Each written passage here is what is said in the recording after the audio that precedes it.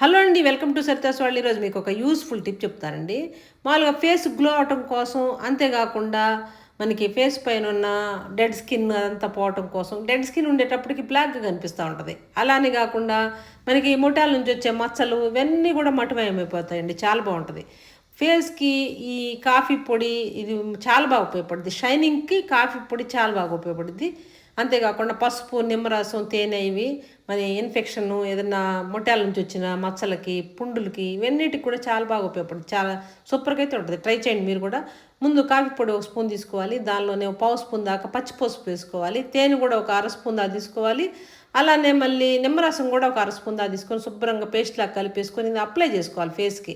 ఇది వెయిట్ చేయాలండి. ఒక 25 మినిట్స్ దాకా వెయిట్ చేసేసి శుభ్రంగా కనుక అంతా ఆరిపోయిన తర్వాత మనం వాష్ చేసుకున్నామంటే సూపర్ షైనింగ్ అయితే వచ్చింది. అంతేకాకుండా ఈ మొటాల మచ్చలు ఇవన్నీ కూడా క్లియర్ అయిపోయి సూపర్గా